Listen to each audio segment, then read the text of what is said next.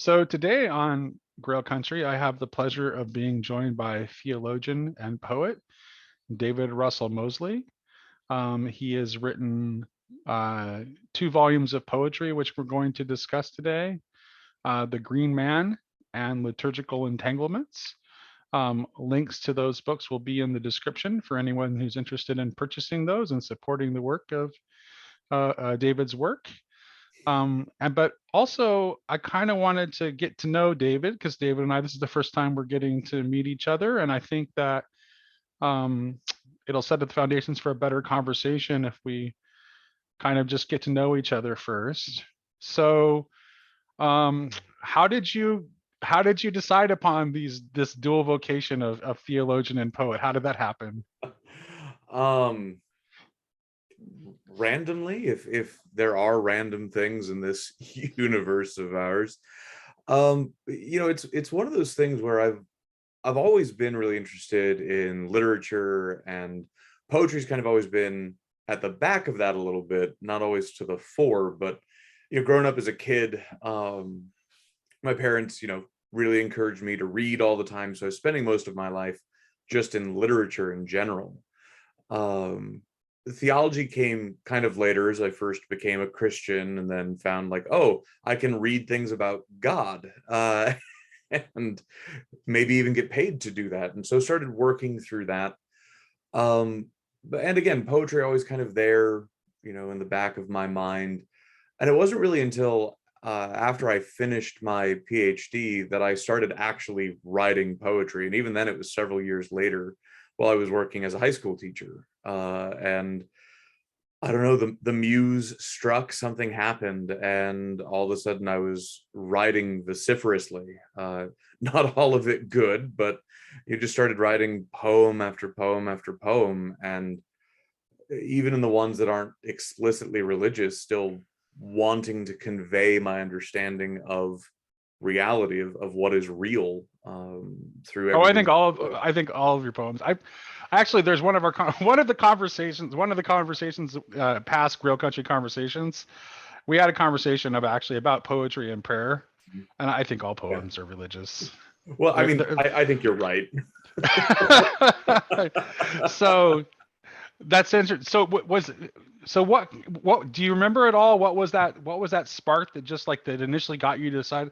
Like, what made you first decide to like put pen to paper? Right. In all honesty, and I think that this is becoming increasingly the case with, kind of my generation, is it was Malcolm Guite.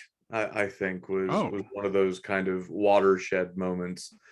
I'd been familiar with his work since for a couple years before I started writing poetry seriously myself, and I think it was just not just engaging in his own poetry, but then his writings about poetry and what poetry can do, and the importance of it, that was kind of that, like, oh, here's a guy, he's really into the Inklings like I am. He's really into literature and theology like I am. He's really into music like I can be at times. He's got a big beard like I do at times. He has hair on his head, which I don't, but nevertheless, here's a guy who looks an awful lot like what I want to look like when I grow up. Yeah, Uh, yeah, and yeah. I think that helped, kind of set things off a little bit, to that one day, a line just popped into my head, and it's like, oh, I like how that sounds. And oh, hey, that happens to be an iambic pentameter. Let's see where I can go from there with it. Yeah, Malcolm seems like almost like the platonic form of grandfather, No, like I in think his so. Or Father Christmas. or Father Christmas, right? Yeah, exactly. Yeah, precisely. Yeah. So yeah, Malcolm's great. Totally. Yeah, so interesting. So Malcolm is kind of what got the so he did What reawakened how the did you think poetic. about poetry before you kind of encountered Malcolm and Yeah, I had read it, off and on, but it wasn't something I'd ever dived too deeply into. Mhm. I was really into Keats for a long time, and reading John Keats's poetry. I still recite lines to "When I have fears that I may cease to be" in my head every now and again. I found his whole story very haunting, because he died not long after writing that poem, and yet left us with such a wealth. And I enjoyed Tolkien's poems in The Lord of the Rings and in The Hobbit. So it was something that was there, that I was interested in, at least theoretically, would occasionally dive into, but wasn't really spending a lot of time with initially. I was mostly focusing on prose, both in my own writing and in my reading. Yeah. It's funny. I kind of share, so it's not all putting you on the spot. I'll kind of share my own experience with poetry. I I started writing poetry because I took a poetry class, Mm-hmm. because I was carrying a very heavy load and I thought it would be easy. And Yeah. the first poem I wrote was absolute trash, and my professor let me know it. And I almost considered dropping the class, but it's like I just have enough like stubbornness in me that I wouldn't let it defeat me. I stayed with it. Hmm. And then by my second poem that I submitted, he pulled me aside and he's like, whatever you do in life, don't stop writing poetry, Oh, wow. because you have the ability to be not merely a good poet but a great one. I did write poetry for probably a good 15 years after that, and then I got really sick. Mm. I had an illness, and I just kind of stopped writing. Yeah. And then I kind of started on my spiritual journey, returning to Christianity. Hmm. And it's I didn't and that I discovered Malcolm as part of this process. And it's like, oh, it's like, if I could write poetry like that, I would write poetry again. But I still haven't found my voice as a Christian poet, so I haven't started writing poetry again yet. So Yeah, that was even once I had started writing, it was all kind of haphazard, hit and miss. And really, the Green Man came out of a writing group that I was in, where they pointed out to me that I had written a fair number of nature poems and could conceivably collect those together and have a nice little volume. right. Yeah, yeah, absolutely.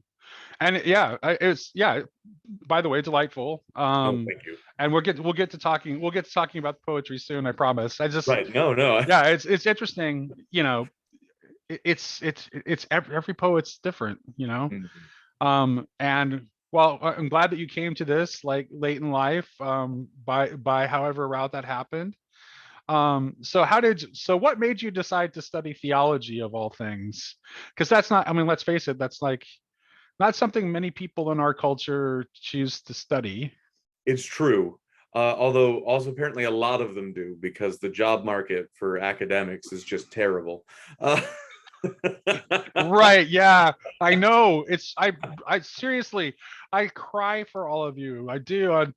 When I see all of you young, talented theologians like struggling to find work and posting about your struggles on Twitter, it's like I really feel bad for all of you.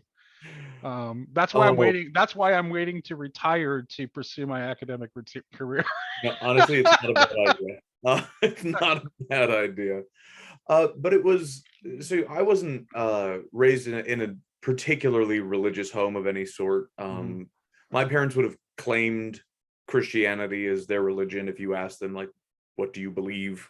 mhm. But we didn't go to church. We didn't, read the Bible together. We didn't talk about God.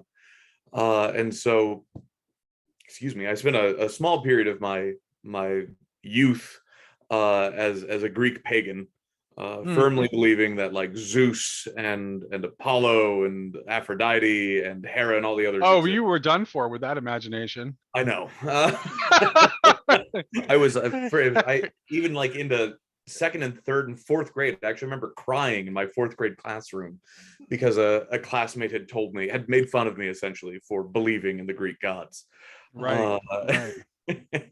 so so it wasn't until around about junior high that I came to faith in general through interacting with a pastor's son that, we both went to the same junior high at the same time. And so at that point, Christianity kind of became everything. And so I also was really kind of excelling, if that's a word you can use, at youth group, in the sense that I was getting to know the Bible really well. I was getting to know at least my kind of non-denominational version of the faith really well. So your first entrance into Christianity was through the non-denominational, Right. basically charismatic Baptist route. Yeah, we were actually very not charismatic. Oh, okay. So you're more like basically Baptist then. In a sense, yes. Okay. In fact, at one point, our movement was associated with Baptists until we didn't like stuff about predestination and they kicked us out. Gotcha. And so at that point, I was particularly influenced by my best friend's father, who was the preacher at our church. He was a really great guy. I loved him a lot. And so I thought, well, I want to follow in his footsteps.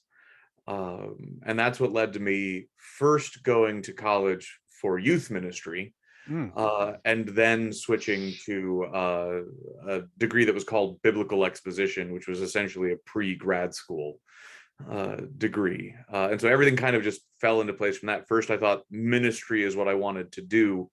And then, especially after spending a couple of years doing it, realized youth ministry at the very least was not what I wanted to do. And the church also that I was working for decided that it was not what I wanted to do. And they asked me to step down. Oh, I can identify with that. I actually was briefly a very terrible youth pastor. Yeah. I think I was okay at it. I just didn't want to do like all the little kid stuff. And I was getting really tired. I don't know. It was a whole big thing. No, I would do things like try to get them to read the Inklings. It was really like, it was a disaster. Yeah. No, yeah. Same. Basically same. Yeah. And so from there, it was, especially once I found out I didn't have that as a career path anymore. And I was engaged at that point to be married. I thought, okay, well, I got to figure something out. And so at least more time in academia seemed at least like a way to stopgap certain decisions for a while. To buy you time to figure it out. And so I finished my undergrad. I did a master's degree in church history and historical theology. And at that point I knew, teaching is definitely one of the things I want to do with my life. And at the time, especially wanted to teach in academia. And so I thought, all right, well, I need a PhD if I want to do that. And that's what that plus an interest at the time in ancient Irish Christianity, which changed, not that I'm uninterested in it, I just stopped working on it as an academic, is what sent me out to the UK. Gotcha. So that's why you went to the UK, is that your initial interest was in ancient Irish Christianity. Right. You can still see the influence of that interest though in your poetry though. Yeah. I mean, there's a Celtic sensibility there. But once I was there, I actually ended up changing thoughts again and ended up I was originally supposed to do a dissertation on Columbanus, a late 6th, early 7th century Irish monk, not St. Columba guy. Everybody gets them confused. Yes, because their names are very close. I mean, they are actually the same. We distinguish between them by putting the case endings on Columbanus's name. Gotcha. They have essentially the same. They're the same. They have the same name. Yeah. They have the same. Okay. Gotcha. But I switched and ended up working on deification and human creativity. And I guess really in a way, that's where, even though I hadn't started writing it yet, writing poetry found its origin there. Because I was focused on, really? So that's where you started, like the seed of you wanting to write poetry? I think so, in the sense that the book that ended up coming out of that was called Being Deified: Poetry and Fantasy on the Path to God. Now, I actually focused most of my attention on the fantasy genre as dealing with the notion of deification and our own creativity and sub-creation, really using Tolkien and his language there to talk about it. But I also used a lot of Dante, who I read for the first time while I was doing my PhD. And I fell in love with Dante at that moment. And so in a sense, even though I had enjoyed poetry before that, I think I probably can, thinking through it now in a way that I haven't before, can kind of source some of the beginnings with falling in love with Dante for the first time. Well, yeah, that'll do it. Okay, so I want to. I have that Tolkien and deification. Like I saw that. I just noticed that book today on, and I'll put that in the link too for people who are interested, since you brought up that title. And it sounds like, actually, it sounds like a fascinating topic. Tell me about Tolkien and deification. How do you see that playing out in Tolkien? Because I think that Sure. will probably resonate with a lot of our listeners. For sure. And so, I mean, to be clear, my goal in that book was more to, one, make an apology for deification as such for Western Christians. For Western Christians. Because it's, yeah, I mean, obviously in Eastern Christianity, it's the bedrock of their theology. Yep. In Western Christianity, especially in Catholic theology, it is as well, but we don't notice it as often. We don't talk about it. It's not as explicit. There's a little bit of a, yeah, there's a little, yeah, that's basically it. Yeah, I get exactly what you're saying. We're a little bit more sheepish about it. We are. Yeah. And so part of it was an apologia for it. And then also to say, one of the ways, in a sense, in which we attain it, not that we really technically can do anything to attain it, but one of the ways in which we attain it is through imitating God as creator, which is also us participating in God as creator. So, you know, when I was using Tolkien, it was things like On Fairy Stories and Mythopoeia, which were really focusing on the sense that we are, as he says in Mythopoeia, we're made in the image of a maker, right? We're made in the image in which we make. And so it's that sense of subcreation, as he calls it, is an almost divine act, right? It's not creatio ex nihilo. We're not creating out of nothing, but we're taking what God has made and we're making something new with it. And that act is therefore not just an imitation of God, but it's a participation in him. And when we participate in God, I kind of identified 4 concepts that make up what deification is, and they are participation, imitation, transformation, and the acquisition of virtue. I couldn't get a good Asian for that one. But that's what I kind of identified as the 4 main aspects of deification. And so our creating, and especially when we do it well, and when we do it with kind of the right mindset and attentive to the right kind of resonances that are around us, that it brings us closer to God. And not just in some kind of hippy dippy, like, oh yay, I feel close to God kind of way, but no, on a kind of transformative, almost but not quite ontological level. And so I see that in Tolkien, really you can almost see that in the property of the imagination itself, though.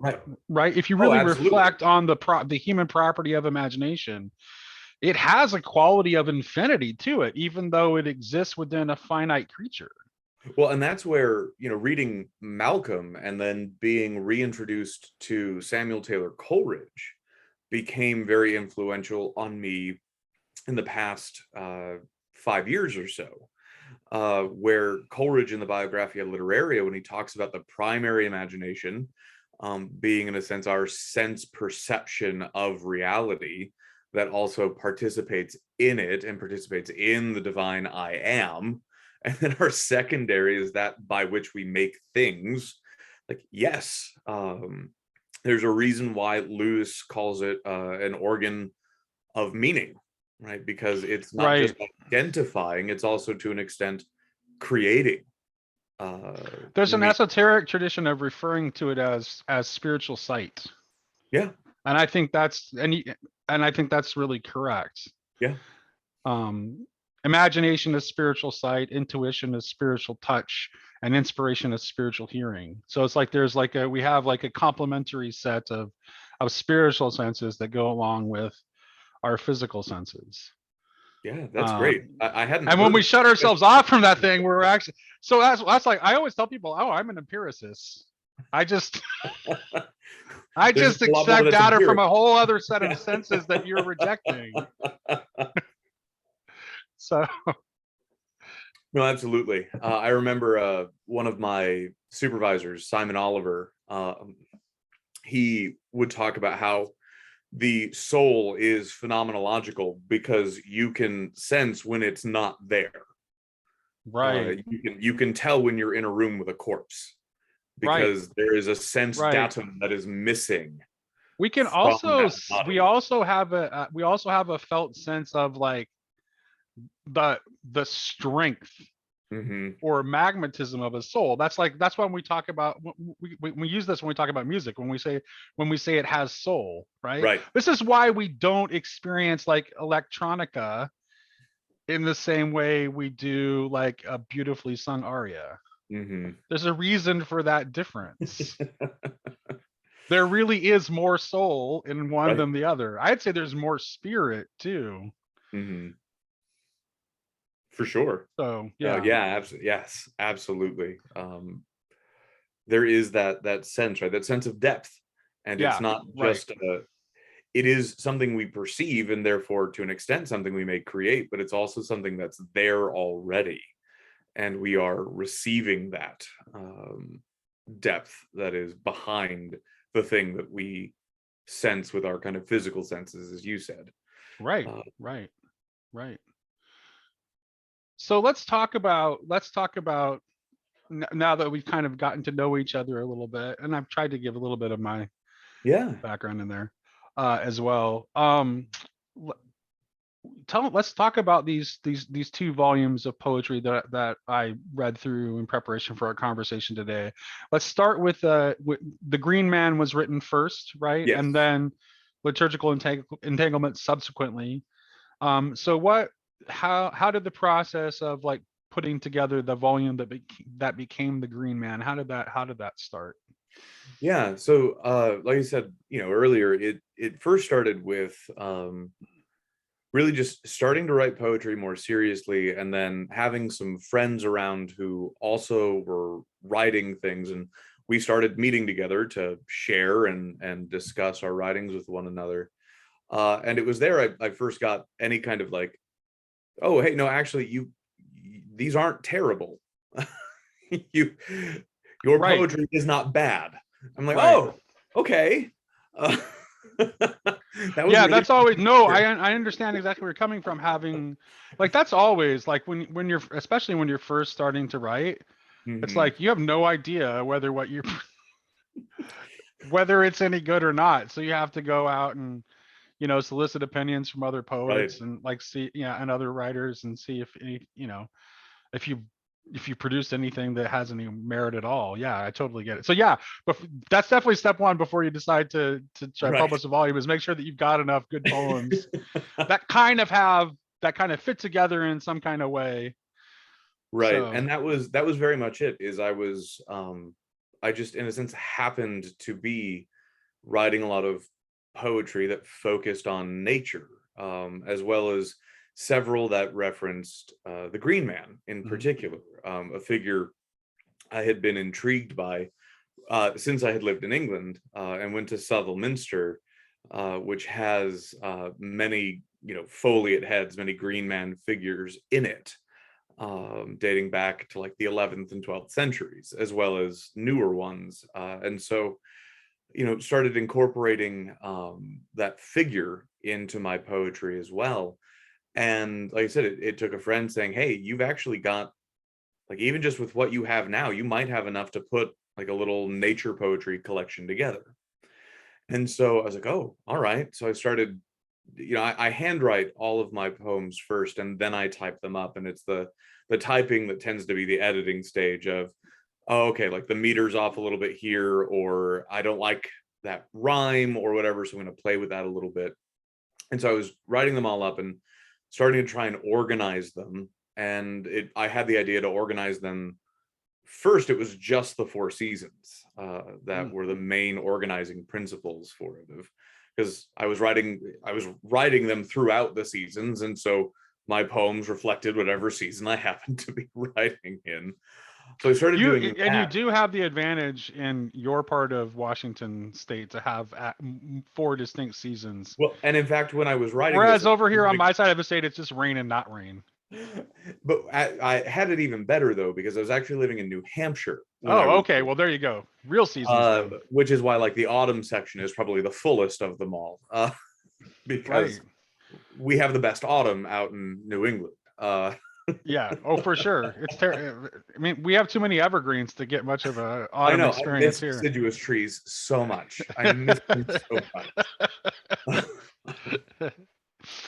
But so I started playing with that, and then started to get ideas for other poems I could write that might fit in with those sections. And so you can see in the seasonal sections, they each begin with a villanelle, Mhm. dedicated to a personification of that season.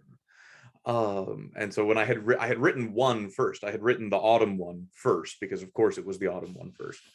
But after that, I was like, oh, well, what if I did one for all four seasons? And I had one or two, I think I had two poems that explicitly referenced the Green Man, both the Green Man and then Greening the Church. I thought, oh, okay, well, what if I wrote ones specifically for autumn and spring as well? And so I started, placing things in that kind of order. And then, as I was kind of working on that, I had also had some other ideas. At one point, I wanted to do a whole um, book of poetry that I would have called like the Eighth Day or something like that. It would have been all traditional sets of sevens. Mhm. So the 7 days of the week, the seven sacraments, the with whatever like an eighth, more than the sum of its parts would be. So that in the week it would have been the eighth day, right? The day of resurrection. I never got further than doing doing 8 poems for the 7 days of creation. And I thought, oh, but this is dealing with creation. It's dealing with a lot of similar themes. What if I put that at the very beginning of the book? I had also written a few poems that, I was going through kind of a dark time during that time as well. And so I'd written a few poems that kind of looked at that, and that became the kind of fall section.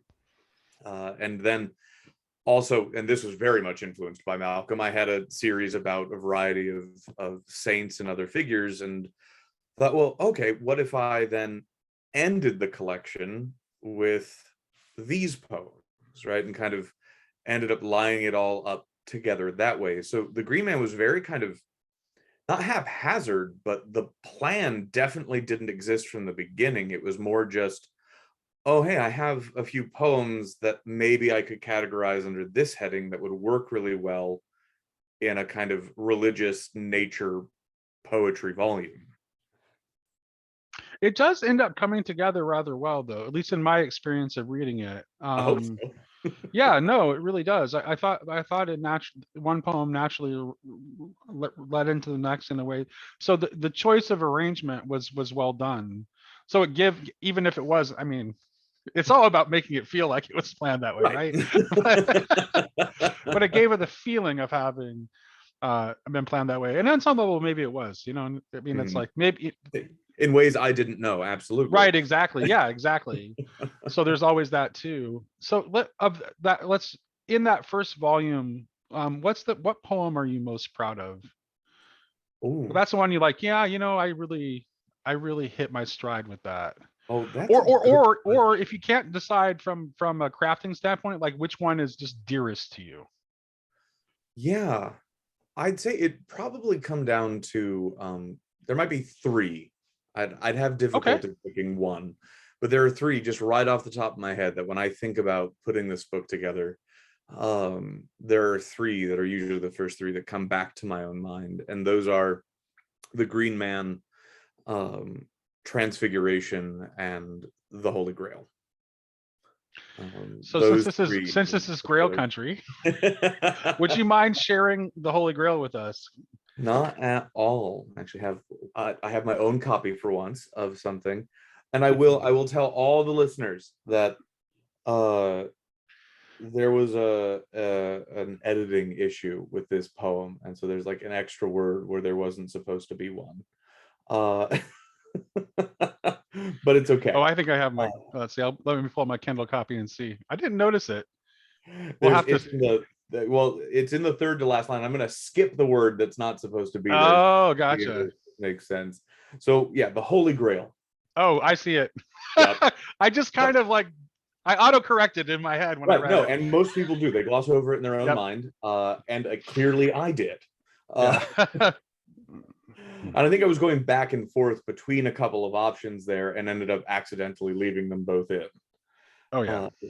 But anyway, who held the chalice that caught his blood, blended with the shimmering water of life, catching it, this strange mixture, rife with all the active potency of the good? And who was washed in this outpouring flood, made into the bridegroom's newfound wife, washed away from pain, from death, from strife, and into the paradisal garden wood? It was the earth who received the blood and water, and the green man carried it through the flowers, the trees, through all living things without fail. He bore the chalice, he came to the altar, Christ spreading through everything by his greening power, and so the earth became the Holy Grail.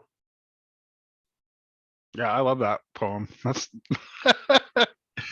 Uh that's really good. And I think one of the reasons I really loved it is I immediately picked up on one of the inspirations for it. So do you want to talk about that a little bit about like? Yeah, for sure. As you know, and as some of your listeners may have already guessed, that comes straight from Sergei Bulgakov's essay, The Holy Grail. And I remember I'll put it in learning the about it. description too. Yep. Yes, before you buy my books, buy that one. Please, like if you have to choose, pick Bulgakov. Or Bulgakov. I don't know. I never know how to pronounce I'm not his... Russian. I say Bulgakov, but I have no Well, and all the idea. English I knew said Bulgakov, but somewhere along the line I learned Bulgakov, and that's just how I've gone. Yep. But anyway, I had become familiar with him, and really had become familiar with him and sophiology in general through the writings of Michael Martin, who I know you've had on Grail Country before. Yes. Yeah. Uh, Regular Grill Country contributor Michael Martin. And so, I had read a couple of his other works, especially his outline of sophiology, and had heard about this essay on the Holy Grail. And I've always, really since third grade, Arthuriana has been also an important part of my imaginative life. And so when I heard about what it was about, I was like, well, I have to read this, right? I have to read this essay. I have to kind of understand what he's getting at. And, Bulgakov makes a lot of fine distinctions between like the kind of divine blood and the earthly blood and all of these things that, especially in the poem, I didn't necessarily want Right. to get into. No, you got the core, like that image, that the image of the poem captures the core idea perfectly without all that.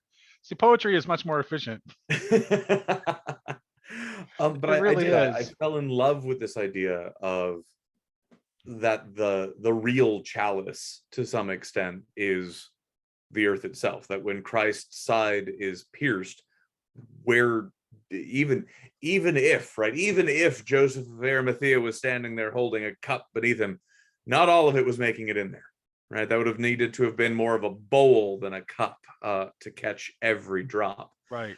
And so this idea of it seeping then into the earth, and that fits so well with what I already kind of understood about the sacramentality of creation, of reality, of Christ was baptized literally to hallow the waters, and so to an extent all water has already been hallowed by Christ Right. entering into it.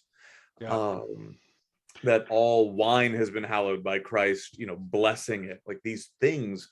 And so this notion that, yeah, of course, the entirety of creation, as symbolized by the earth itself, has been transformed, has been hallowed by his presence on it and by the blood and water from his side pouring into it. And then loved those images that I then began to recognize of connecting the notion of Golgotha, the place of the skull, with that skull being the head of Adam, right? That's there, Right. receives those first drops of salvific blood. So yeah, that those ideas were just so moving to me, so inspirational to me, that I knew I needed to engage with it in some way, and so Right. that's where that poem came from. Right. And I do see that actually, and I think Bulgakov doesn't necessarily agree with this because he is somewhat dismissive of sort of the imaginative quality of the actual like Grail writings. But I Mhm. actually think maybe that's just his Russian sensibilities not having the same. I mean, not seriously, just him not having a Western imagination. Right.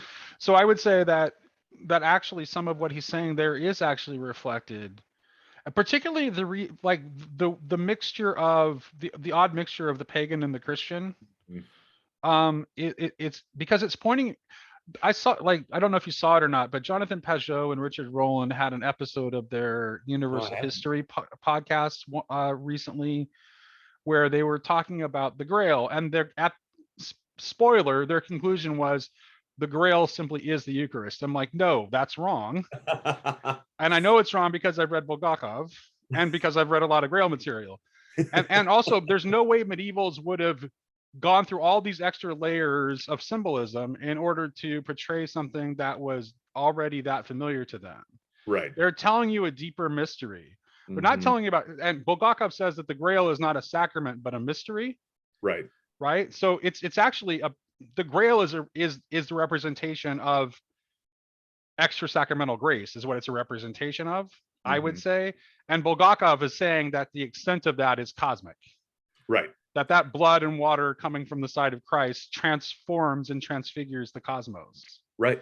Oh, absolutely. Right. And I would And say that's what the Grail means. And that's right. not Well, just it's connected to the Eucharist, but it's not the same as the Eucharist. right. So No, to just say Grail equals Eucharist is to fall short of what the Grail actually no, represents. I agree 100%. I'd say the Grail is almost like sacramentality itself, right? The very notion that uh physical media can become the intermediaries for God's grace, right? Like Yeah. that's the Grail is the symbol of that. It's why Lancelot can't stand in its presence. It's Right. And if you look at like it actually Bulgakov actually there's a point of connection with Corban's thinking of about the Grail too, where like Mhm. the Grail is connected to like the mirroring of like the kind of like the finding of God by the turning within because Mhm. of because that the blood and water transfigures that, it connects Christ's humanity to our humanity, Right. that makes it possible for that through that inward movement for us to find that within. Oh, absolutely. I mean, and this is yeah, that's everywhere in the tradition, East and West. Right. I mean, you look at Augustine's Confessions, and the whole thing ends with him looking to the cosmos to find God and always being told, nope, I am not he made me. And then Augustine turns inward into his own soul. And Right. it's there in a that's what is able to lead him to find God, right? Is that Right. inward journey. It's St. Brendan's voyage, right? That whole thing is a mystical journey into the self, right? And from Right. The beyond more that the more intimate to me into than I am to myself. right, exactly, Yeah. because Christ is there. Right. Precisely because he is more his immanent nature is closer to everything than anything is to itself. Right. Yeah. Okay, that's great. So we did our obligatory Grail talk. This being Grail country, I want to talk about the Green Man for a second because Yeah. I saw your interview with David Armstrong. Mhm. By the way, and David's great. He is great. And so I noticed you guys talked a little bit about the Green Man in the context of the Lowry film, right? Yeah. And David and I actually have a pretty aligned view of Mhm. that film. I actually tried to get Malcolm to come on and talk about it, and he was like, he hates that movie. Like he called it execrable. Like I have a verbal agreement from him to still come on and talk to me soon, hopefully, fingers crossed. Although I haven't gotten a date from him yet. But like he actually said to me, I wondered if we would have anything to talk about because he so despised that film. Mhm. Um, so um, tell me about like about what the image of the Green Man. Let's just start. Let's kind of like talk about first about what the image of the Green Man means to you, Mhm. and how the Green Man became a theme in your poetry, and then we can circle back around. And if you want to talk about the film a little bit, we can. But if Okay. we skip that, that's also fine. Yeah, so it was again, I can still remember, and it's interesting. I can't remember any of the foliate heads in particular, but I still remember the first time I walked into Southwell Minster, and even in the newer part of it. So it's one of the few, in a sense, Catholic minsters and cathedrals that was allowed to stay after Henry VIII started really being bullied into selling everything off to the barons so that he wouldn't be in debt to them anymore. And all of that's obviously very complicated, and I don't know, but it's one of the ones that, along with some of the other bigger ones that we know about, that remained. And so it's got this ancient chapter, not ancient, but this medieval chapter house. And then the rest of the minster was built up over time. But when you walk in, there are these huge pillars, and on every pillar, you see these stone ivy leaves, right? And vines wrapping up and around them. And it reminded me so much. I can't remember where this is now. It's in a basilica somewhere. There's this beautiful mosaic of Christ crucified, and then coming out of the cross are all these vines, and then in the vines you find like birds and other animals and things. And it was I had always been attracted to that picture, right? And that notion that Christ didn't, especially growing up, Protestant, I tended to really not think about the rest of creation.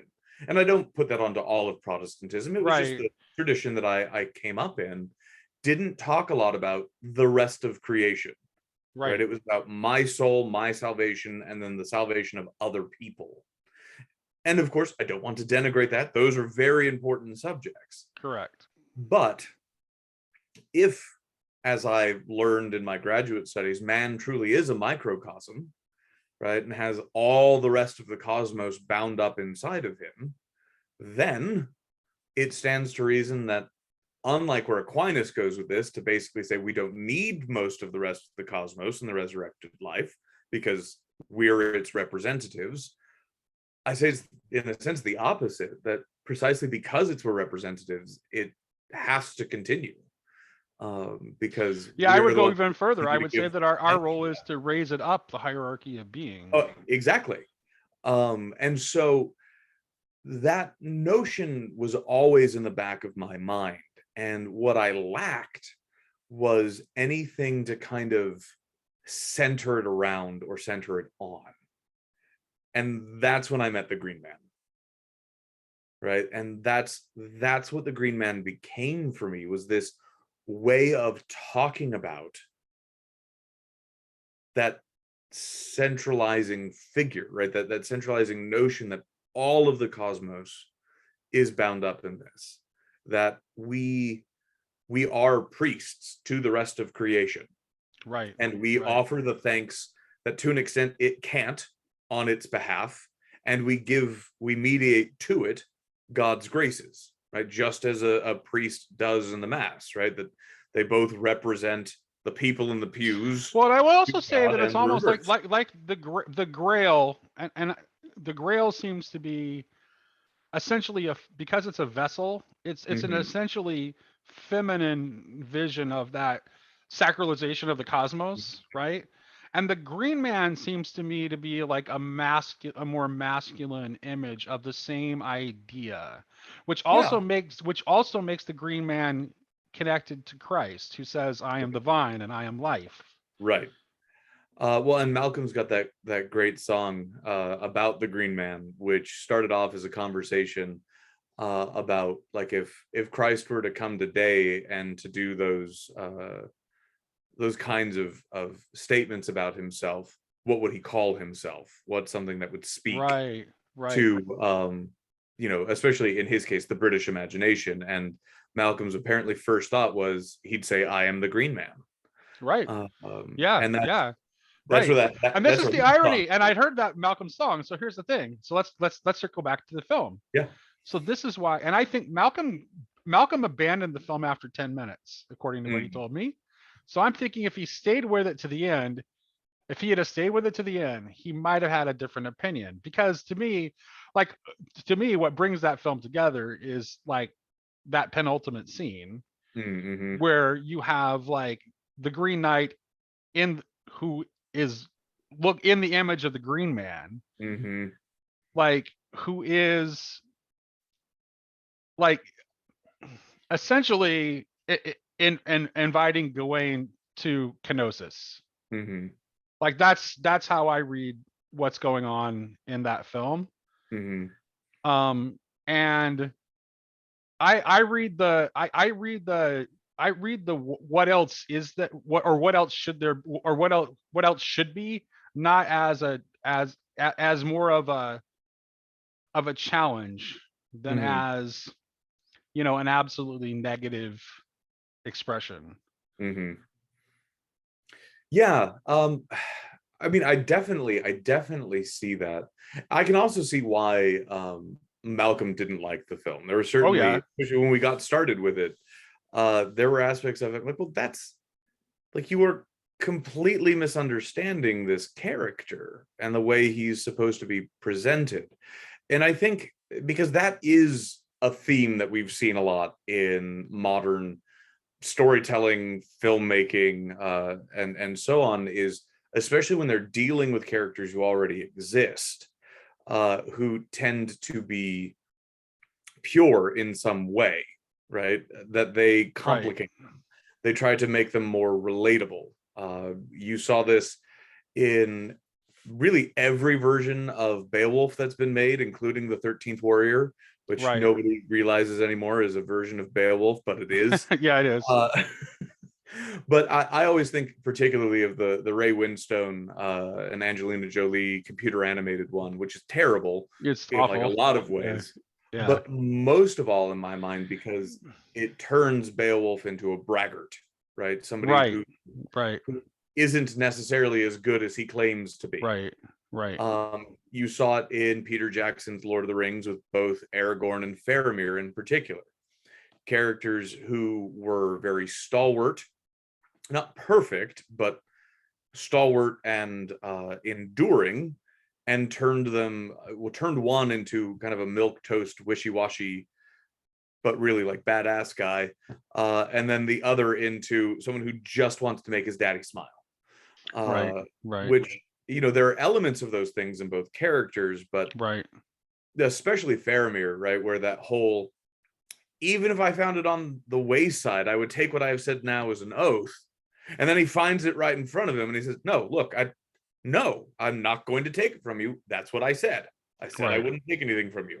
right, Uh, right. and so they do the same thing with Gawain, right, in the film Mhm. of turning him into.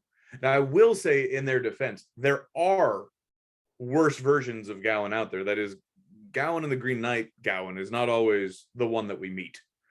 There's Right. also Gawain and Dame Yeah, Agatha, who's the very lusty oh version of Gawain and many of the. So it's not like it's not a version of it's not an indefensible portrayal of Gawain if you across it's not from that particular poem, no, but from right. across the Arthurian literature. But I think but that's not what Lowry set out to do, I don't think. I think he intentionally made Gawain very much a modern person of a particular generation that I think he was trying to speak to. I would agree with that. And I think and I'll say this too. Oh gosh, is it Dev Patel? Is that who plays? Yeah, Dev Patel. I loved his performance. I Yeah, really he did. was really good. I was very pleased with that.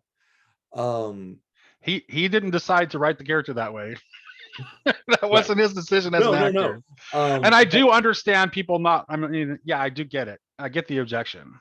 And so yeah, go so for it. so um so I see a lot of potential good in the film. Um there but again, as I talked with David Armstrong, like the part that fell shortest for me is that yes, they do present the Green Knight very much in the Green Man vein, Very much. right? And we get those opening scenes where the peasants are all cutting down the trees And, legitimately what I was expecting is this sense of Arthur is pushing his kingdom too far. He's cutting down the old forests. And this is what has sent the Green Man to his court. And so I was expecting something a lot more ecological. See, but that's what made the people who hated it hate it even more, though. I mean, I'm not kidding. I mean, you're not really wrong, would. You really would have, because then it would have just been, oh, this is another layer of political interpretation being put on a medieval poem. Sure, but I think Malcolm would have liked it better if it went that route. That's true. That's true. I would have been fine with that too. So it was one of those things where, I mean, it definitely got this sense of testing right. That's what's supposed to be going on.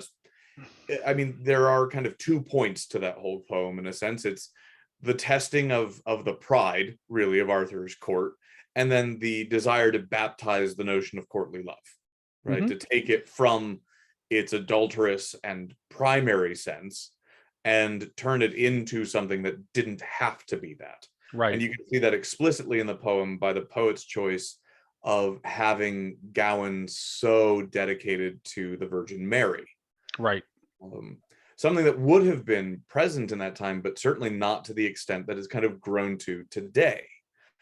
And so he's got a courtly relationship with Mary, right? Because she is the noble woman that he is dedicating all of his service to.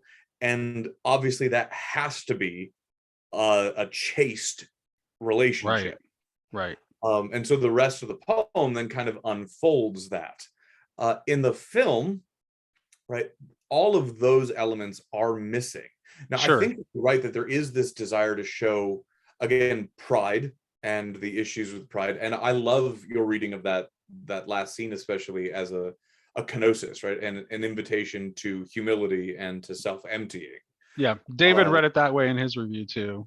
So we were aligned on that. He's the only person I've seen that had that interpretation of it, other than me, though. So I do love that. But I think that I mean, in all honesty, and I don't know, I'm not a filmmaker. It's very hard, I think, to do that. But it does seem like the filmmakers themselves didn't necessarily, I mean, if they had a clear vision, it was not necessarily clear to me. Oh, Lowry's an atheist, and I don't think that he necessarily intended what happened. Right. But there's something that comes out of the way that scene plays out, and the imagery, and the tone of voice, and the look on the Green Man's face, and the little tear trickling out of the corner of his eye. There's something that comes out of the imagery there that is beyond what the director may have intended to communicate. 100% agree. And I would, I'd put Guillermo del Toro in this kind of camp as well, where he's a former Catholic who has never been able to abandon his Catholicism. And it's so evident in just about every film he makes. And yeah, so there are those moments. But yeah, so I can see why some people didn't like the film. There were certain scenes where, as I was watching it, I was getting angry with their portrayal of the character. But then at the end, I found the whole thing very intriguing, especially, I thought it took risks. It took risks. It did. No, it was bold. It wasn't perfect. No, it wasn't a great film. Right. I wouldn't say it was a great film. Interesting film. But it was an interesting film, and I think that scene near the end has a very big payoff. I actually was moved to tears at that scene. Mm-hmm. And I was kind of like, the way I was feeling about that film up until toward the end was like, I don't know. I was pretty sure I was going to walk out of the theater disappointed. Mm-hmm. But then that hit home so hard. Mm-hmm. And was so moving and so beautifully done. It's like, okay, that salvaged the entire film for me. Mm-hmm. So yeah. Anyway, since I didn't get to talk to Malcolm about it, I'm talking to you about it. Because of the Green Man, Green Man connection. So I will be the poor man's Malcolm Guite any Yeah, day. there you go. Yeah. Well, you're doing a great job of following in his footsteps of trying to write some Christian poetry that doesn't suck. Yeah, not saccharine was really one of like my main Yeah, right. goals. That's important though. That's important. No, that's I really didn't want to be important. Thomas Kincaid, but in poetic form. So you followed up. Okay, so let's transition here now. So you followed up the Green Man with Liturgical Entanglements. How did that project how did that initiate? Like what was the spark of you moving into that? And tell us a little bit about what you were trying to do with that volume. Yeah. This one began differently, certainly than the Green Man, in the sense that I had the idea for the plan of the book first. So I knew that I wanted to do something with the church year. The church year, in fact, is one of the big things that moved me from kind of a non-intentionally liturgical version of Christianity to more liturgical versions. Okay, let's talk about that. We'll get back to but I can't let that drop. So how did you end up from your phase of like starting off on the non-denom path? How did you end up embracing Catholicism? What was the liturgical calendar appears to be part of it. That was definitely a big part of it. I like to joke, and it's only kind of a joke, and say that I became Catholic because it was the one way of being a Christian that also allowed me to be as pagan as possible.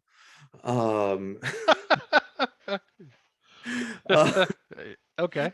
But it was slow in coming in one sense. Again, I'd always been very imaginatively active as a kid, again, believing in the Greek gods. I believed in Santa until I was 12.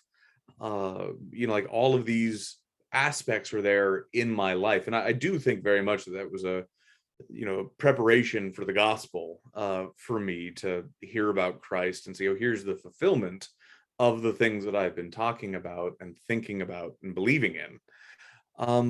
But once I got there, I fell in love with scripture. I fell in love with Christ. But there's still this kind of lack. There was this other side of myself that wasn't present in that. And I didn't always realize that. But as I got older, I definitely started to feel that lack more and more.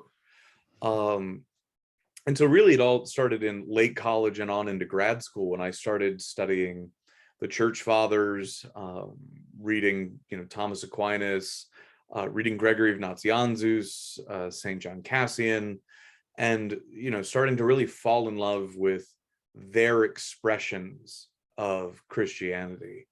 And that's where I first learned about theosis or deification, right? And began to focus some of my efforts on that. Even when I was going to work on Columbanus, I was going to essentially try and claim that his soteriology was very similar to that of Eastern Christianity. And while he didn't use any terminology that we're aware of anyway in his extant writings about deification or anything like that, that it was present.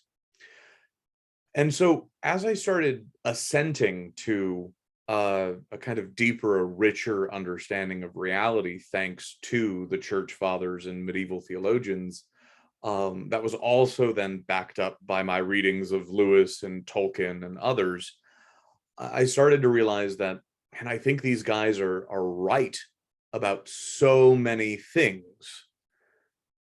How can I sit here and say, oh, but like this thing, and at the time especially this thing was the Eucharist, how could they get that just so phenomenally wrong?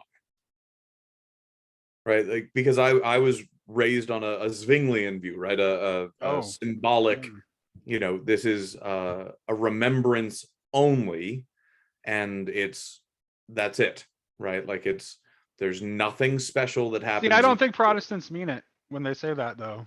I'm not even kidding. No, I'm not even kidding. If they didn't at some level really believe that it was the body and blood of Christ, they would stop doing it altogether.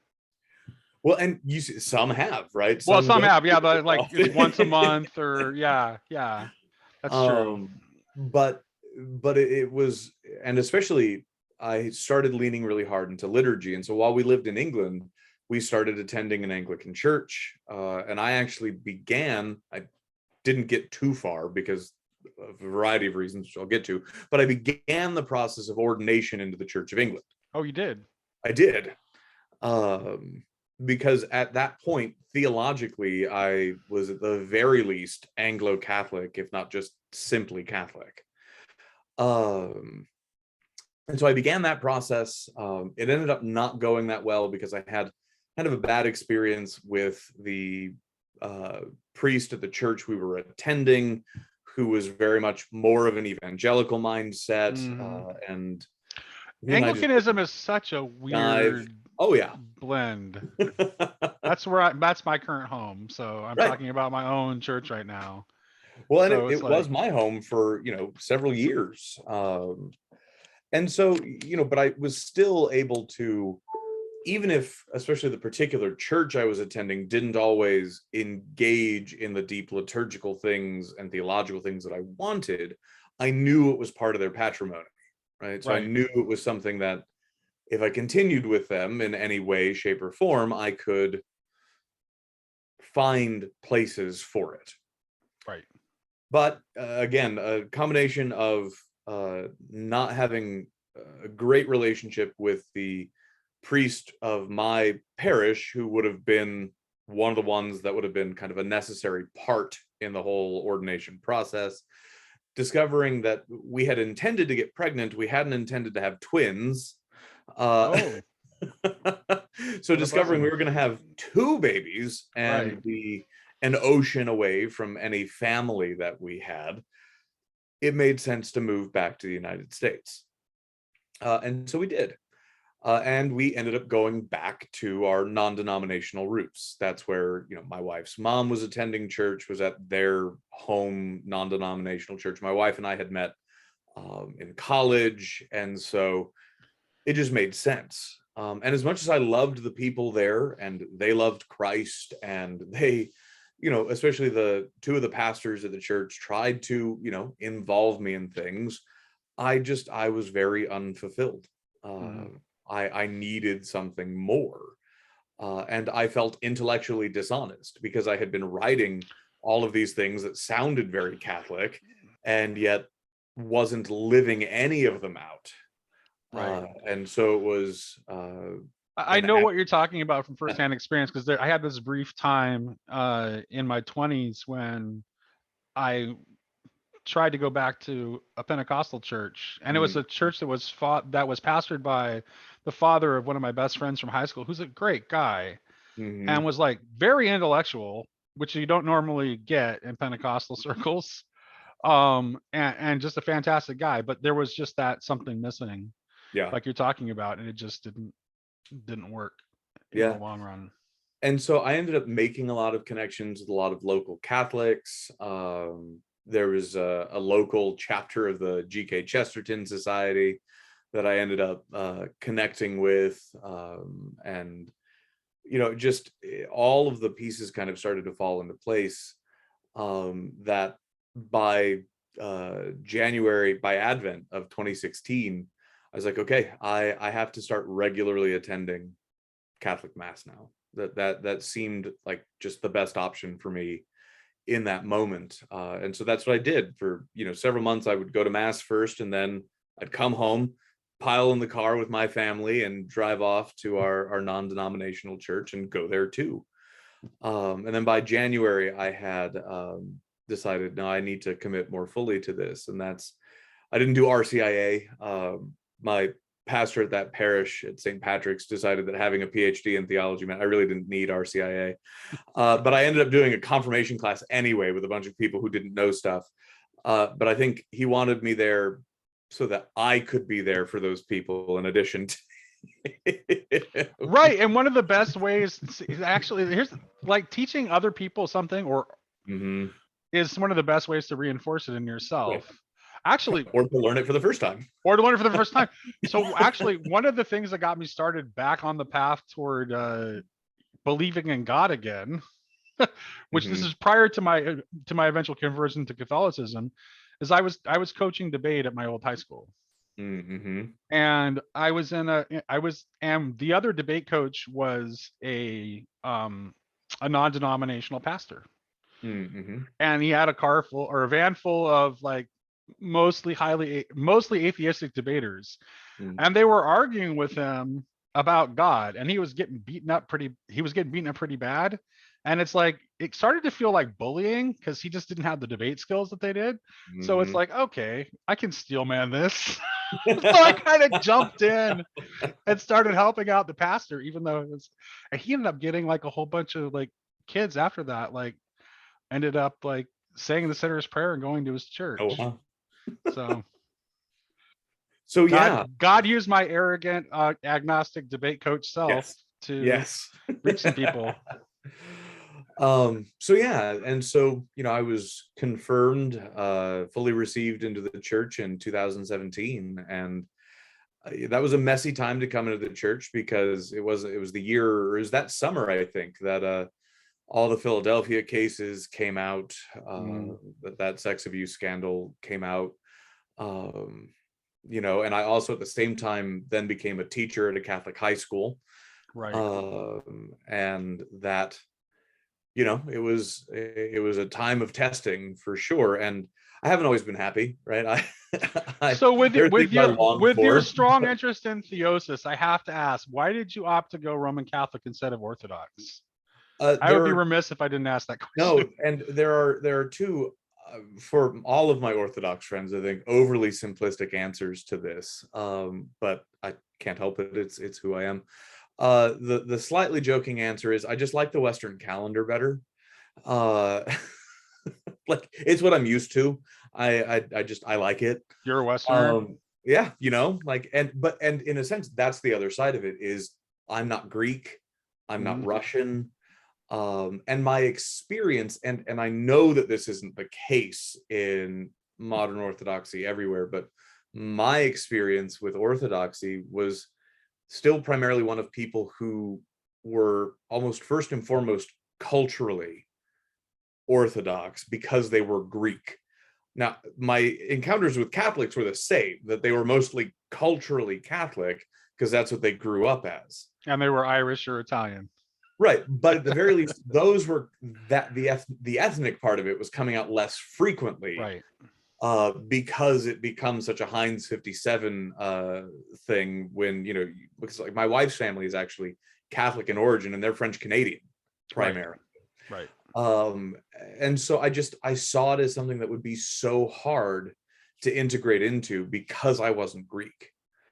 And there were also, by that point, I had done enough reading in Orthodoxy that I knew there were aspects of it that aren't fundamental, but I nevertheless disagreed with on some level.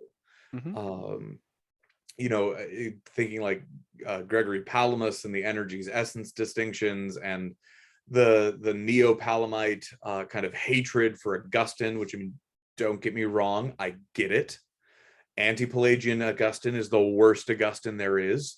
Mm-hmm. But like Augustine of But Dayton, Augustine wrote a lot, though. A lot. exactly, And it's right, just like this one little bad section, you want to throw out the rest of everything else. right. Right. And And he so did it because that's what made it bad, too. It's like he was too focused on being anti Pelagian. right, on fighting a particular Yeah. individual. And I've read enough now to argue, I think, that even some of that may have actually been the work of Prosper of Aquitaine, who became Augustine's kind of like herald in the Pelagian Wars. He's also the person who tried to ruin the career of St. John Cassian and make sure we didn't end up calling him St. John Cassian, which we did.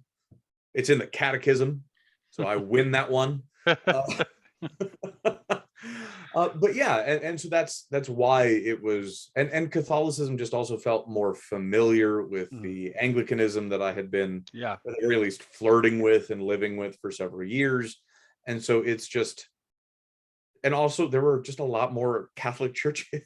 Well, yeah. That's, for me, it was really simple. For me, the reason I chose, because I was kind of like in my early 20s, I was kind of in the same boat that you were in, where it's like, okay, it's like, I think I want to be Christian. I definitely can't go back to what I was as a kid because it doesn't make any sense to me. So there's no way I'm going to be a Pentecostal. It's either Orthodoxy or Catholicism. I wrote Anglicanism off immediately because of the whole Henry VIII thing. Right. So in fact, when my kid came to me like 2 years ago and said, I think I want to be Anglican, like my jaw dropped. It took me a while to adjust, but anyway, I ended up following him into the Anglican Church. But in my early 20s, it was definitely either Catholicism or Orthodoxy. And the reason I chose Catholicism was very simple. There was a Catholic church 4 blocks away, and it was 30 miles to the nearest Orthodox church. Done. So true. It's so true. But yeah, so I went there, and I felt so much more at home.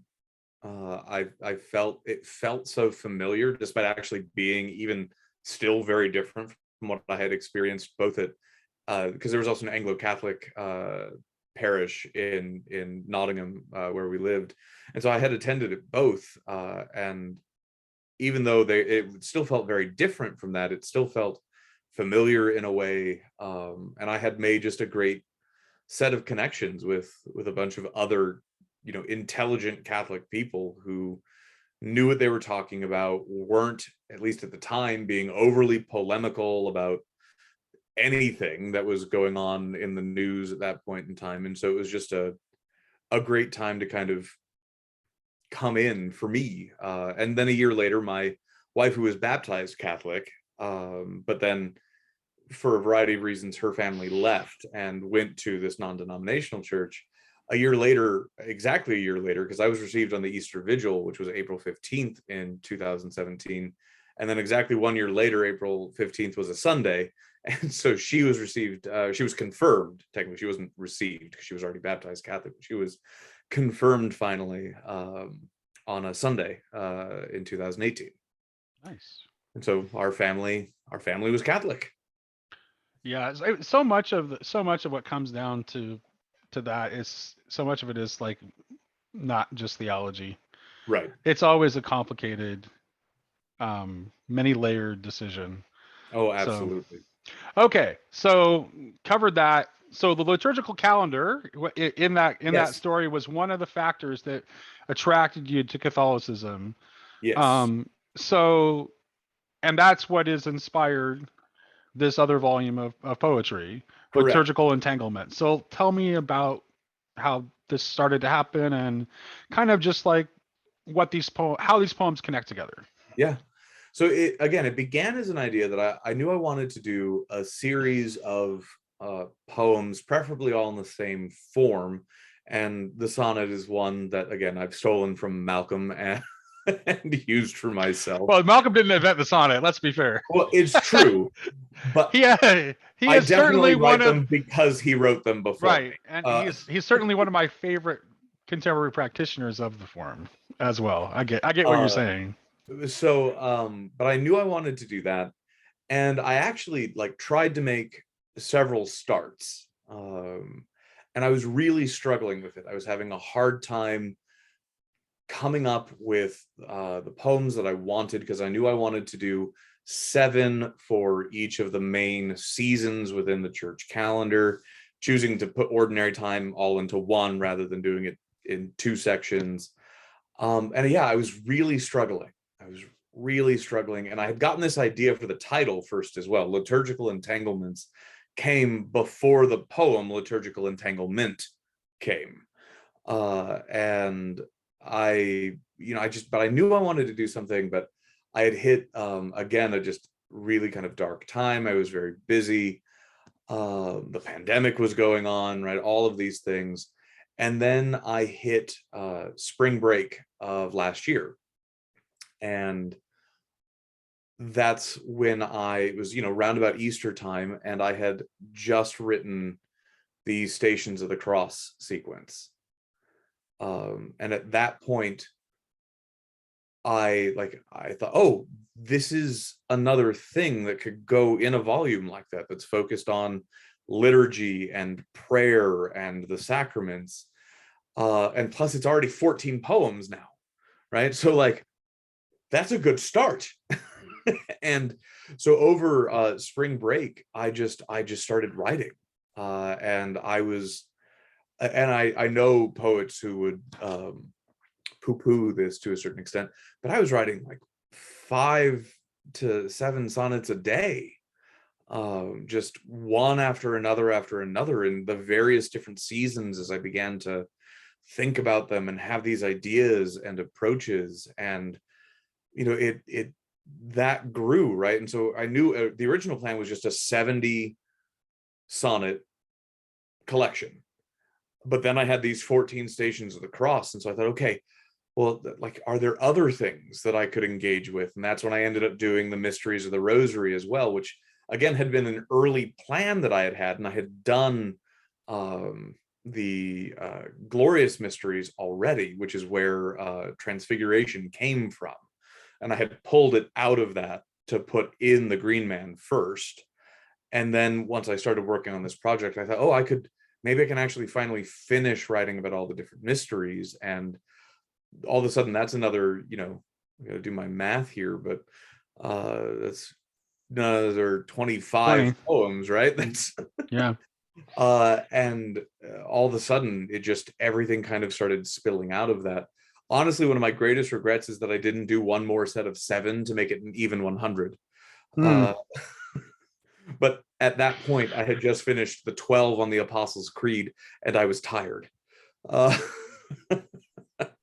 And so, I had it, right? It was all of a sudden, here was this collection of 93 poems that I just kind of spontaneously wrote. I mean, again, there was definitely a set plan for it, in the sense that I knew the kinds of things I wanted to do with it. But the individual poems initially were very difficult to find. Well, sometimes, I mean, well, not sometimes. For me, it's always you have to have some sort of limitation of that infinite capacity of imagination in order to kind of be able to get started, in order to create something. So it helps to have like, okay, I'm going to do this kind of thing. Well, and I've certainly found that, with my poetry in particular, that there are a lot of poets who are wonderful occasional poets. Seamus Heaney is somebody who could do both, right? His Station Island collection is clearly a very focused collection, because it starts with those, 13 poems for Station Island, which is St. Patrick's Purgatory, a little island out off the coast of Ireland. But he's also just got tons of more occasional poems that, as he thinks about things that have happened in his past or things that are happening in the present, he would write a poem about. And that's how the Green Man started, was just occasional, right? I would be in a situation where I was like, ooh, I want to write a poem about this because something is happening right now. In fact, there's a poem, I actually don't remember if I published it in the Green Man, so I'm gonna have to look at my own book because I don't remember. But there is I didn't end up publishing it in this one. There was a poem I wrote called Loss. Oh no, it's in Liturgical Entanglements. That's where it is. I know I used it somewhere, pretty sure. It should be in the Lent section. Let's make sure I'm right. No, it's not. Okay, apparently I haven't used it anywhere, but I wrote a poem. I can probably find it for you really quick. It's very easy to look it up in the Kindle version. What was that? I don't think I actually ended up publishing. Oh, you didn't publish it in either. Okay, well then never mind. Yeah, I won't be able to find it then because it's not there. I remember I was back in New Hampshire. I was going through a very deep depressive period, like to the point where I finally decided I needed to go see somebody. I needed to talk about this. I needed to see about getting back on medication for it and things like that. And I, sitting in the doctor's office waiting to be called in to go see a doctor, which I hadn't seen one in like 10 years, I wrote a poem just about like what might happen if, is this chemical imbalance in my brain something that is actually causing some of the good things that I'm doing to come about, and will I lose it if I take medicine to help me out, and things like that. Yeah. Whereas now I've come to a point where those poems still come occasionally, but because they're occasional, but I like having an idea in place first. And then, in other words, I like having collections rather than trying to submit to journals all the time and stuff like that. And I know that that's the better way to make your name as a poet, is to get out in all like the really great journals and that kind of thing. I guess I just don't care about that as much. And I just like thinking about, these broader things, to the point where now I'm nearly finished with a collection of 100 poems reflecting on the 100 cantos of Oh, Dante's okay. Divine Comedy. I'm in the Paradiso now, and that's where I've finally slowed down in life and becoming headmaster. We'll have to get you hooked up with Mark Vernon to talk about that one. I know. But anyway, so Liturgical Entanglements then very much came out of that, and I knew I wanted to write a title poem for it as well, and that's where Liturgical Entanglement came from. And then I also, as this whole liturgical and prayerful work, that's where Ita Missa Est, right, came from there at the end. A phrase that I've thought a lot about since I, for the second time, read Charles Williams' Taliesin through Logers, because and again, I feel like it's a missed opportunity actually in that poem. Lancelot says it, and I feel like it should have been the end of the poem, but then the poem goes on for a few more lines after it. And like, come on, Williams, you could have, like, it would have been perfect. You send it with the sending.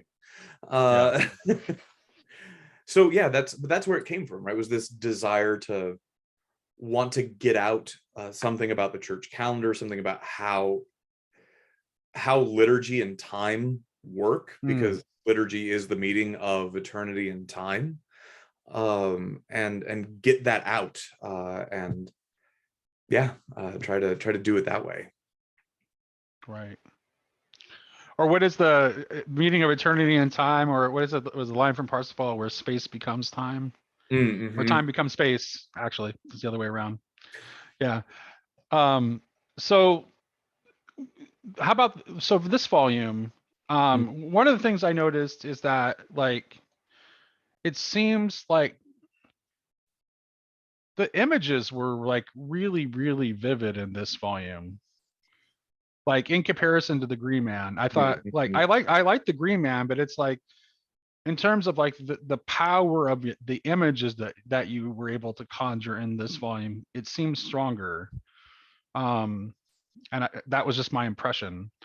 It certainly wasn't anything conscious on my part. So well, maybe I'll because you started, I'm thinking maybe when you told me the story of how it came about, you started with because you started with reflecting on the Stations of the Cross.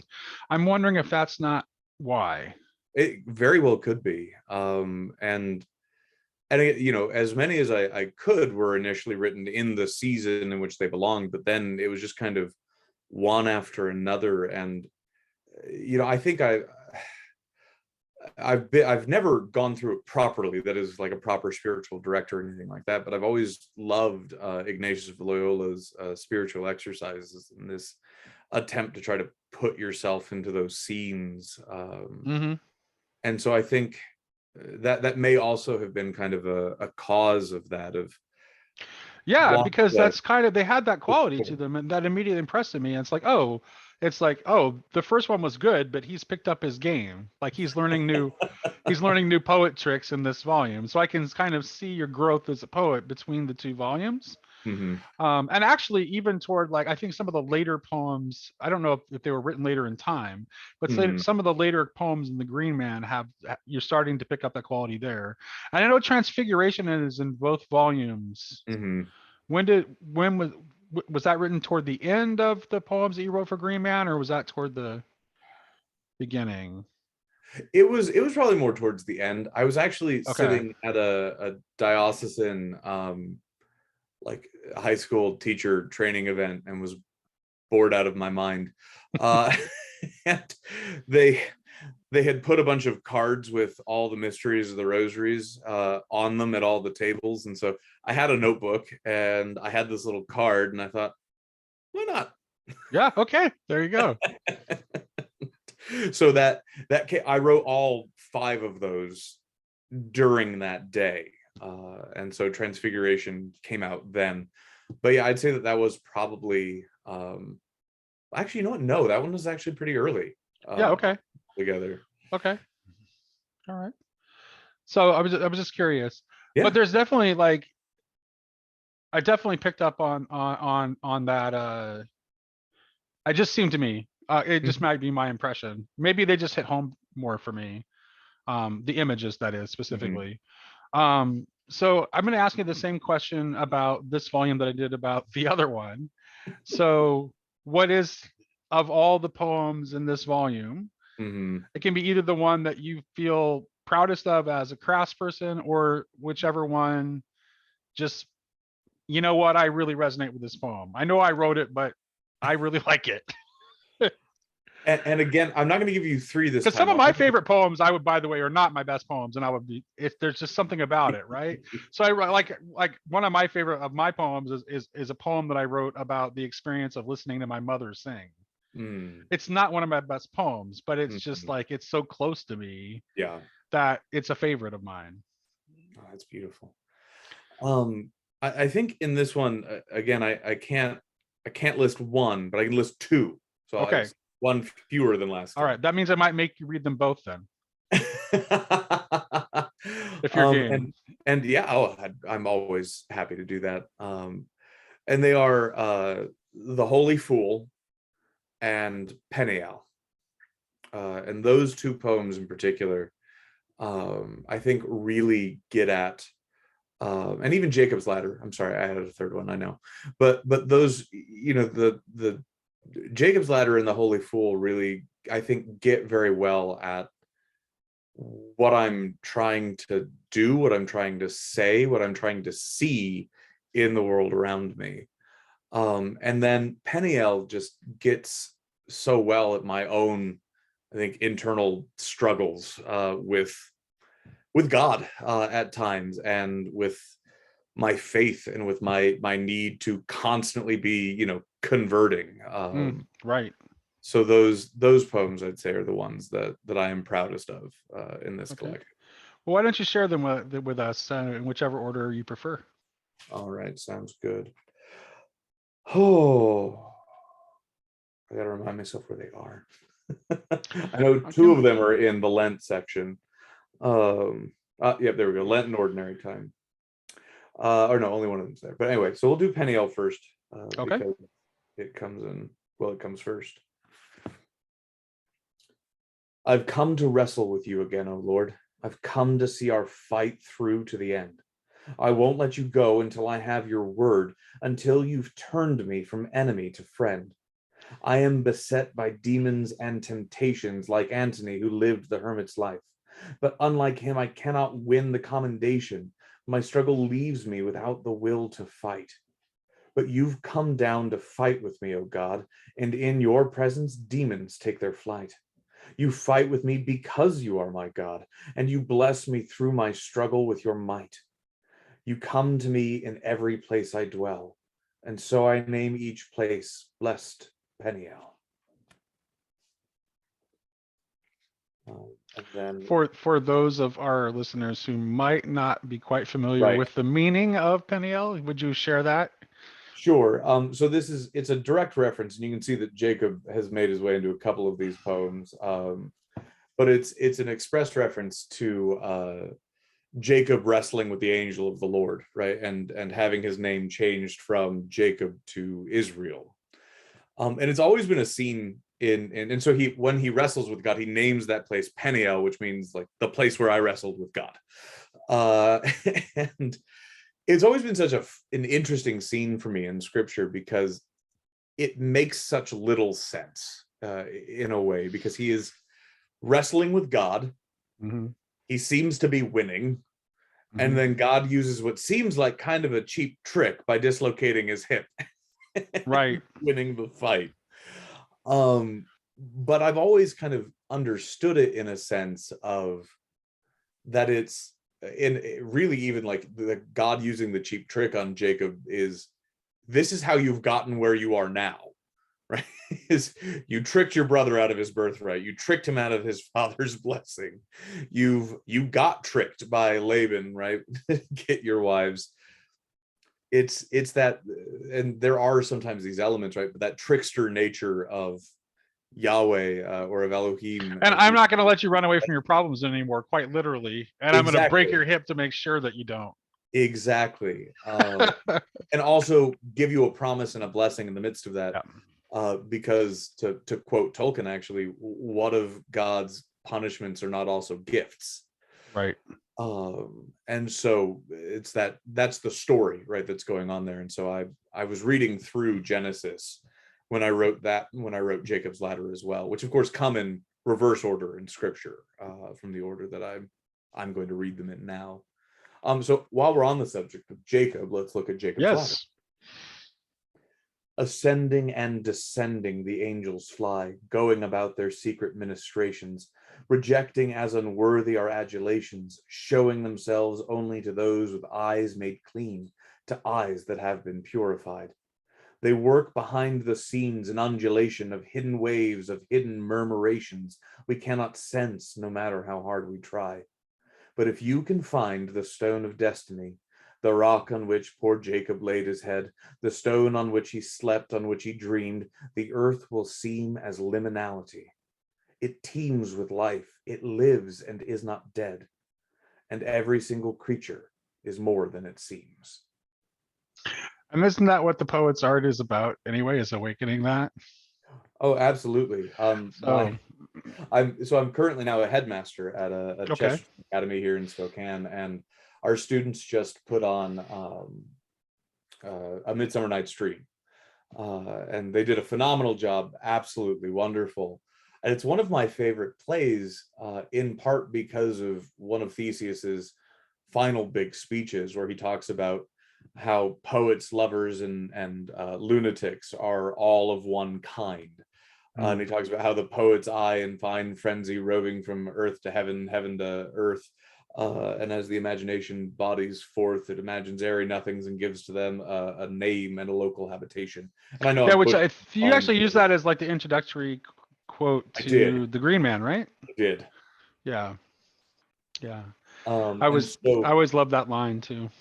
And so that is right. That is what I think poetry, or it's one of the things that poetry does, right? Because I think it does one more, of the things, yeah. but one of the things that it does, or that it can do, is, as Coleridge said, and this is actually one of the poems in the Green Man as well, is that it can clear away the film of familiarity, that it can be a way to help us see things more clearly. And Tolkien talks about that with fairy stories as well, in On Fairy Stories, where he talks about how it can be a recovery. And he says, and this I can quote almost verbatim, he says, I say seeing things not as they are and involve myself with the philosophers, but as we are, or at least were, meant to see them, as things apart from ourselves. Right. This is why a technical part of the poet's art is to use the word in a way that you don't expect it to be, right, or in surprising combinations, or to dig up old words whose meaning needs to be recovered for another age. Right. Or even the former Archbishop of Canterbury, Rowan Williams, he, in his Gifford lectures from many years ago now, that were published in a book called The Edge of Words, talks about how, and he uses Welsh poetry, being a Welshman himself, as his go-to here, but talks about, and if you're a Welshman, why wouldn't you use Welsh poetry? But he talks about how rhyme causes us to, that he calls poetry kind of a breaking of language in order to show something new. And so rhyme causes us to look at two words next to each other that perhaps under other circumstances, we'd never consider those two words together.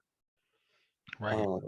And so there is that sense, right, of the part of what the poet does is, body forth things. Right.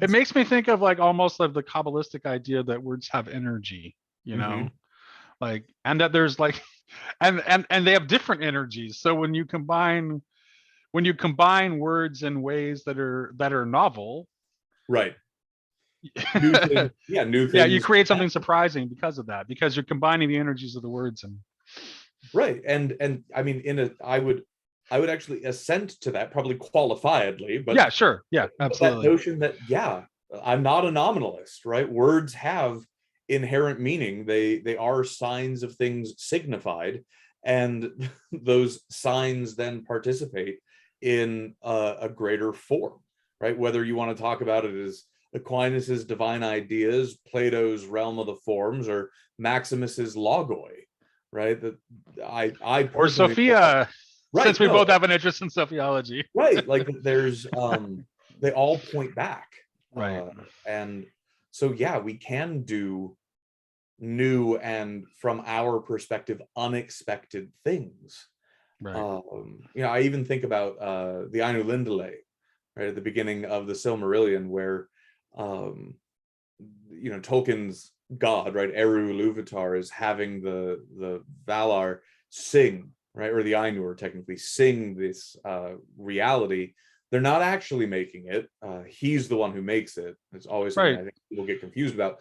But they do sing the aspects of it, right? They're singing to a theme, and it all ends up bound together. Even Melkor's attempt at discord ends up getting resolved by Ilúvatar's theme. Yeah, that kind of concept gets echoed in Revelation too, with the Right. 144,000 singing the new song. Right. So there's like they're not directly causing the arrival of the new heaven and the new earth, but they're participating Yep. in that movement. Oh, absolutely.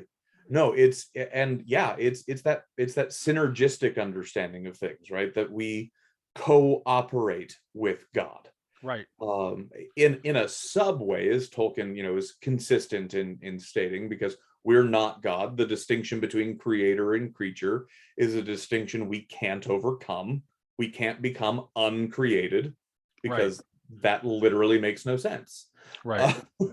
But it doesn't mean that there isn't a participation, right? That there isn't a cooperation with God in these things. Well, but also there is a part of us. There is a part of us that is, though, and we can see that this is the image of God breathing into the Spirit into Right. Adam's nostrils, right? So there is like, and this is not very Catholic of me. This is a little bit more Orthodox of me, but I do really think that there is a difference between, and Bulgakov actually makes this clear in the Grail reflection that we talked about earlier, right? Where the spirit is separate from the soul, which is associated with the blood, and the body, which is associated with the elements of water, because like in classical models of thinking, like water was the primary element. It's basically raw potency. That's why the Spirit of God moves across the face of the waters, right? It's just that raw potency, base matter. Mm-hmm. So, but spirit comes from God, and it's within us. Right. So, absolutely. No, so, and yes, right, it's that strange and mystical and mysterious, both and neither nor. Right. Which isn't to say that we're not, it's not to question our creaturely status. Right. But there is something that uncreated within us, even though we are creatures. Right. It's paradoxically. Like de Lubac calls it, that natural desire for the supernatural, right? Right. That there is, we were made this way, right? We were made to desire the divine, to work with the divine, to be divine. Right. We were made for that end, and therefore that didn't all go away when we sinned. and poetry and music are one of the areas in which we express this vocation, I think. Right. No, I agree 100%. So, yeah. So, well, do you have any questions for me, David? I think we kind of covered both volumes. I mean, but I'm happy to. You can turn the tables on me if you have questions for me. I'd be happy to answer them. Yeah. Well, I'm just, what led to this whole project here at Grail Country? How did this? So we're getting ready to we have plans to record a "What the Heck is Grail Country" episode. I'll tell you. This is how it started. It started because one of my friends. Okay, let's. Okay, so the very first internet conversation that I had was on the radical orthodoxy movement, and I was drawn into that conversation by my friend Michael and my Mhm. friend Julian. And I had made comments on Michael's interview with Dr. Diffusia Mhm. that Michael was like found very interesting. So he reached out and to have a conversation with me.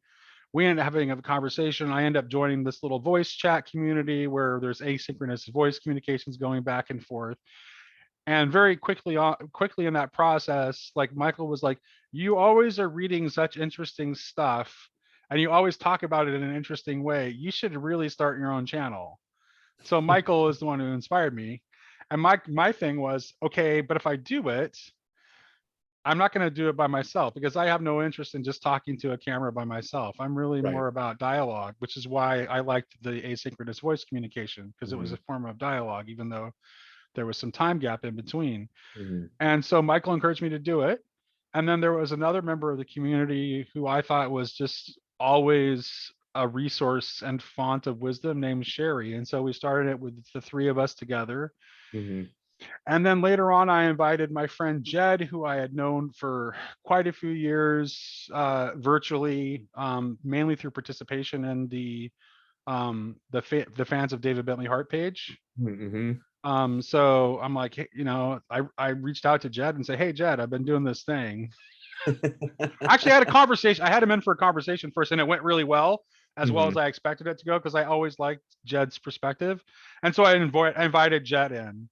So and then we just are mainly we talk about you know Christian esotericism, Christian mysticism, and theology Yeah. is what we talk about, which is why it's called Grail Country. Because I mean, the Grail, as we talked about in this conversation, is kind of it's representative of those things that aren't necessarily explicit and part of the exoteric Mhm. tradition. It's part of those other little things out there that if you look at them properly, they will lead you back toward Right. the exoteric tradition. Mhm. So that's kind of my summary of Nice. how it started and what it's about. I'm sure there'll be a lot more come out when we actually have that conversation between the four of us about what it is. There's Right. also, I will say one thing, there's a definite intentional community building aspect Mhm. to this. We've had some of our listeners on for conversations. We'll continue to do that.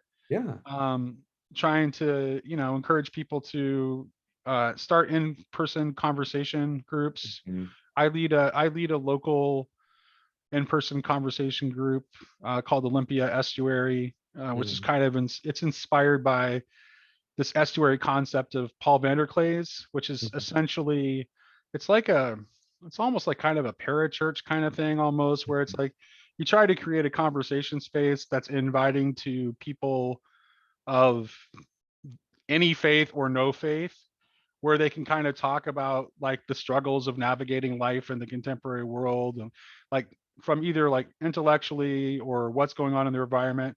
And you Mhm. just create a space where people can talk and have really different views but still have productive dialogues. Mhm. And so I'm leading an in-person group in my own community, and I'm encouraging other people to do that. So that's a part of what Real Country is designed to encourage too. Nice.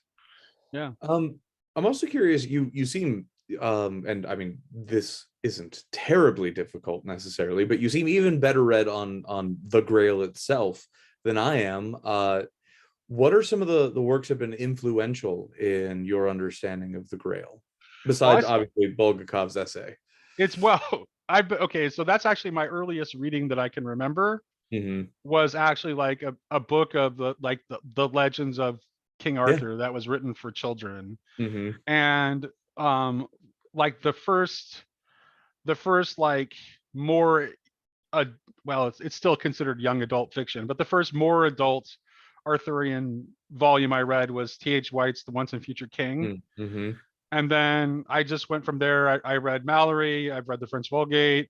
I used to I've run the role playing game King Arthur Pendragon for years, so I'm a big time Arthurian nerd. Yeah. Like, so yeah.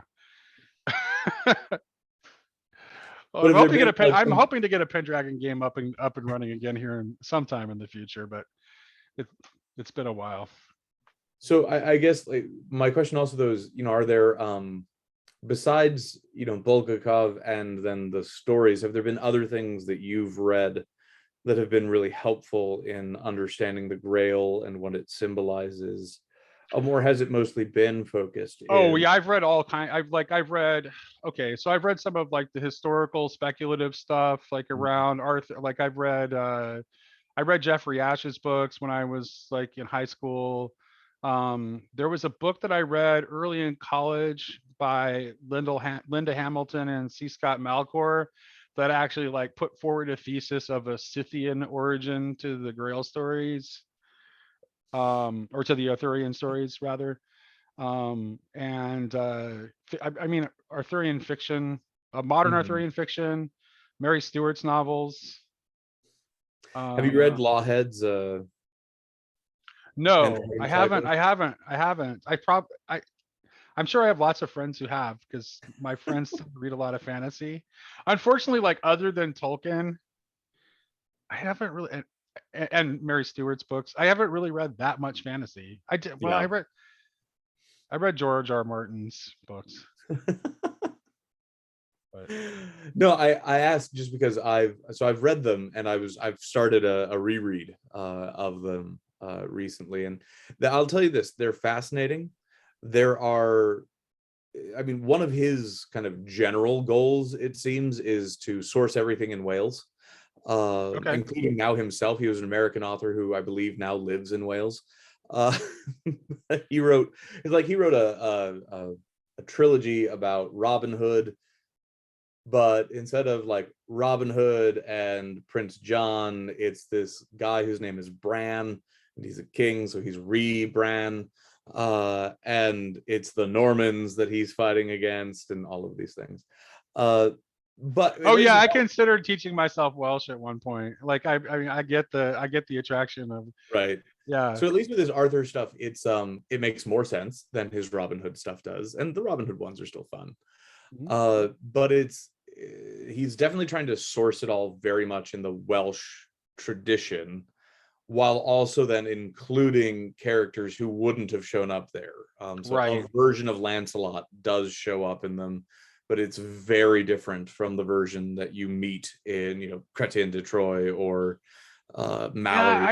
I read a Welsh. I don't think it was Lawhead though, but I did read a like uh an Arthurian novel that tried to go back to the earliest Welsh sources. Mm-hmm. And I must have been like 14 when I read it. And like all the names were changed to the Welsh forms, and Mm-hmm. then and I don't remember who wrote it though. I don't remember who wrote it. I do, yeah, but yeah. So I know the kind of thing you're talking about. I have read. Right. So I mean, they're fun. They're not bad. So I recommend them, if you ever get a Yeah. chance. Oh, absolutely. I will. I will check it out on your recommendation because it's There like are it's an author I'm aware of, but that I've never there, read. there So are five, but technically there are six. okay. There's one you can buy like a collection of the five together, but then there's another one that like even it was kind of hard for me to find. It's just called Avalon. Oh, okay. Technically belongs to the rest. It's very strange, and I Okay. need to read it again to Oh. decide how I feel about it, Oh, because okay. I had read the rest of the cycle multiple times before I finally read this sixth book that I didn't realize existed and was connected to the rest of them. Right. Because they're never sold together. You will never find all six of them sold together. It's very strange. Right. But it's an interesting one. I won't say anything more about it, but it's an interesting one. Well, I will take your recommendation, and once I get caught up on all the reading that I have to do for my channel, I will check those out. And I'm due to read some fiction, So so there you go. yeah. And of course, I will whenever Malcolm comes out with his Grail poetry volume. I'll be Yep. definitely purchasing that. I was actually already looking up the Lost Tales of Sir Galahad, the whole, Hmm. birth of that, and it's not available to US people yet, it seems. Yeah, it looks like it's only UK. Yeah, You can order stuff from UK though.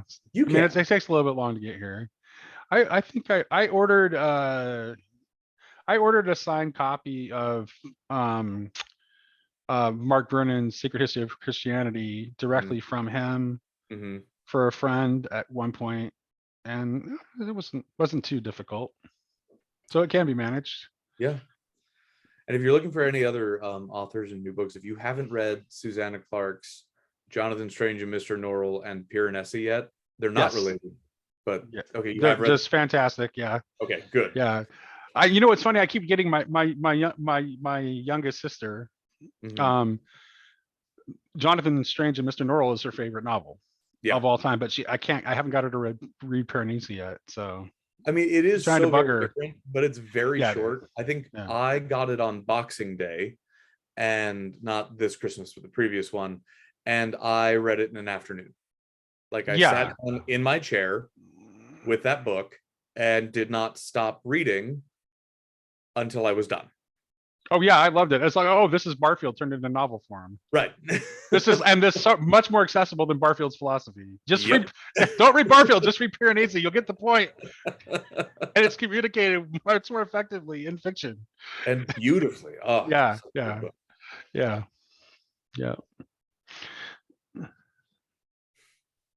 Well, I'm glad that you had questions for me. That's good. Yeah. It was fair to turn the tables. Well, it was really, really nice to meet you, David. Maybe we'll have a chance. I'm sure you'll have another volume come out at some point. Will be another occasion for us to chat. It was wonderful. Yeah, thank you so much. Wonderful this talking was a really with you. Great conversation. Yeah, thanks for your time. I really sincerely enjoyed it. Yeah, me too.